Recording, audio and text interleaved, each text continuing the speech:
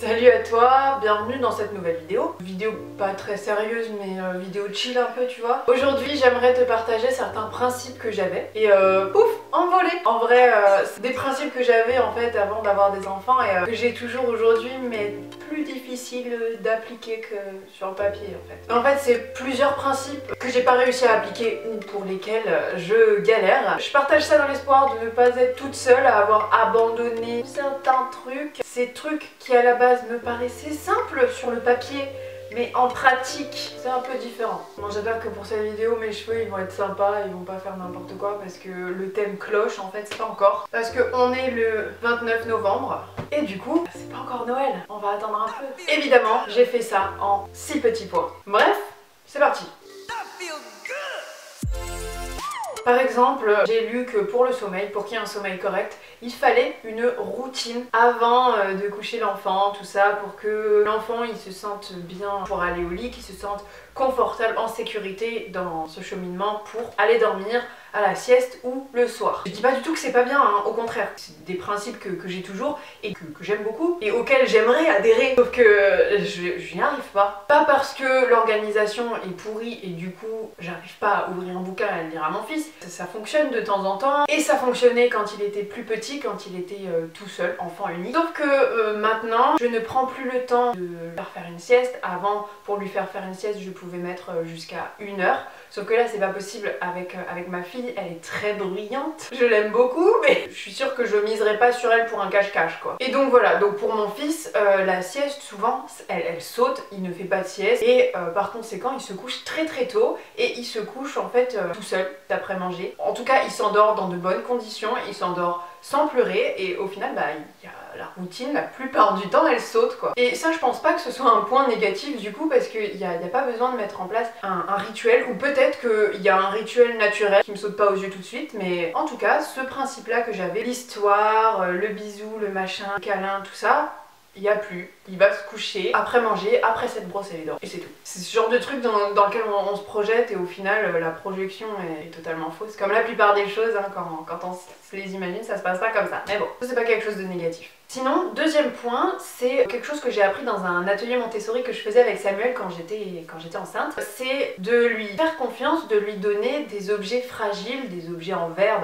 genre des verres en verre. Et de lui faire confiance et de lui demander, lui, de nous aider dans le rangement par exemple après manger de la table par exemple. Tu lui donnes les assiettes, les trucs fragiles en fait, pas que lui donner du plastique et voilà. Donc ça on le fait au maximum, on essaye, mais je vous jure que je suis quand même en panique. Je suis là, je surveille, je fais semblant, tu sais, je fais semblant pour lui, pour qu'il se sente en confiance, mais c'est facile de dire oui, faites-lui confiance, donnez-lui un truc fragile pour qu'il prenne confiance en lui et qu'il se sente responsabilisé et que du coup il est conscient que tout n'est pas en plastique et tout ne peut pas se jeter. C'est facile à dire, mais à faire, quand c'est un truc, une tasse auquel tu tiens, moi je suis comme ça, genre je ne dis rien, ne dis rien, ne dis rien, ça va bien se passer et au final, bah, ça se passe bien. Voilà, on n'a pas encore eu de casse. Peut-être que ça va arriver, c'est pas dramatique, c'est que matériel. C'est un truc que je le répète uniquement pour me persuader parce que c'est un cheminement toujours, pas encore très limpide dans ma propre tête. Et voilà, c'est un truc pour lequel je galère. Et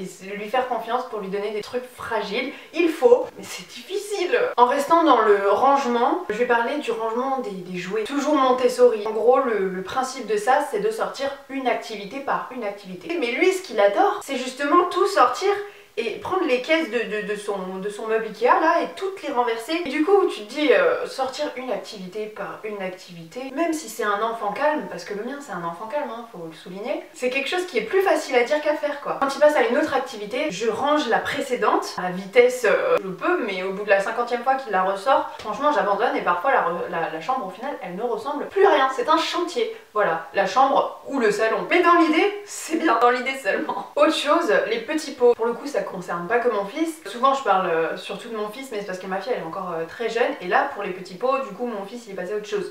Mais ma fille, bah, elle est encore aux petits pots. Et ça, je savais que j'allais prendre des petits pots industriels. Pour mon fils, je m'étais persuadée que au début, que j'allais réussir à faire la DME, que j'allais réussir à acheter des légumes au marchand. Mais quand ce truc, c'est pas dans ton habitude avant d'avoir des enfants, déjà que l'enfant il chamboule ta vie en fait, de changer aussi cette habitude, ça a été quelque chose pour moi, hein, peut-être que toi tu y es arrivé, mais pour moi c'était un peu trop en fait. Donc avec Bastien on n'avait pas cette habitude d'aller au marché acheter des légumes frais, même d'aller au supermarché acheter des légumes frais, c'était plutôt occasionnel et nous on prenait plutôt du surgelé, hein, faut se l'avouer, voilà, pas bio, pas rien, hein, on va pas mentir. Et prendre le temps de faire le petit pot soi-même, de sortir le mixeur, c'est très bien, mais sachant que mon fils en plus il avait peur du mixeur, c'était pas quelque chose que j'avais envie de continuer, ça me prenait trop la tête et du coup j'ai abandonné. Donc on a essayé, on a commencé, mais au bout de peut-être un mois, je dirais, de diversification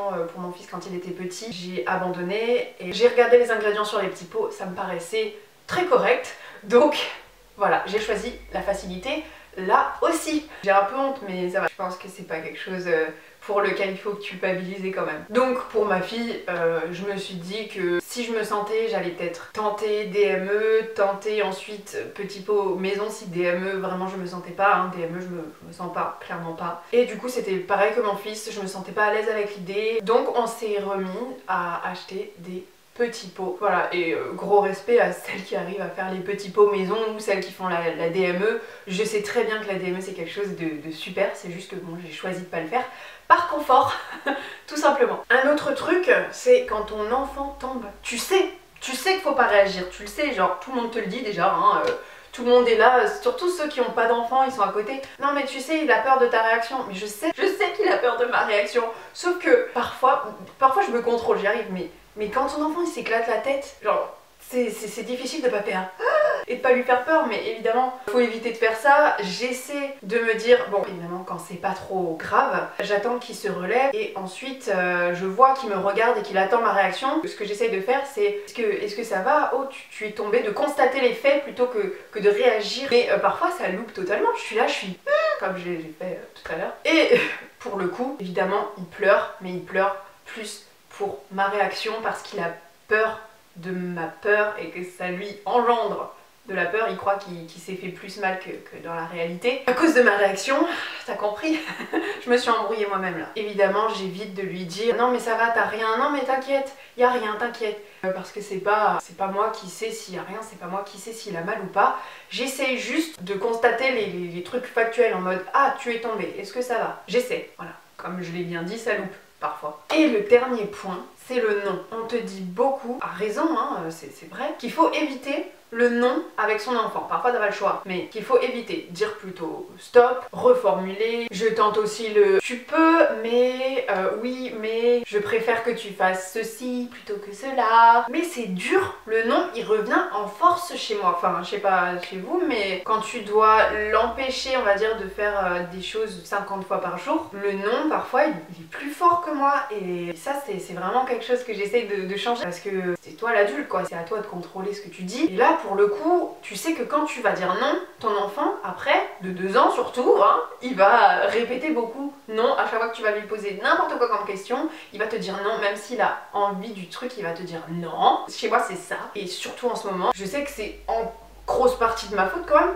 parce que j'arrive pas à ne pas lui dire non et qu'il y a quand même énormément de choses dangereuses dans la maison que je n'arrive pas à mettre hors de sa portée pour plein de raisons logistiques en fait, parce que la plupart des choses tu essayes de mettre hors de portée pour éviter justement ce non, pour éviter la frustration, pour éviter de l'empêcher, pour qu'il puisse découvrir son monde avec le minimum de danger et le minimum de restrictions du coup, mais il y a quand même énormément de choses qu'il peut pas faire. Il a une sœur, parfois il est un peu trop brusque, tout ça, donc bon, franchement parfois les nerfs prennent le dessus et c'est quelque chose voilà, sur lequel il faut travailler et j'ai du mal. Est-ce que toi aussi? Mon fils fait de son mieux du haut de ses 2 ans, le tien aussi, et tous les jeunes enfants, hein, ils font de leur mieux. Et du coup, nous en tant que parents, on doit essayer d'être au plus proche de nos objectifs, mais parfois on se loupe concernant leur accompagnement, leur éveil. Voilà, c'est dur. Comme d'habitude, abonne-toi si c'est pas déjà fait et dis-moi en commentaire ou en MP Instagram si toi aussi il y a des trucs que t'as un peu honte d'avoir abandonné mais qui au final sont pas si graves. C'est juste que comme disait l'autre, c'est la phrase que tu dis quand tu sais pas qui a dit ça, le parent parfait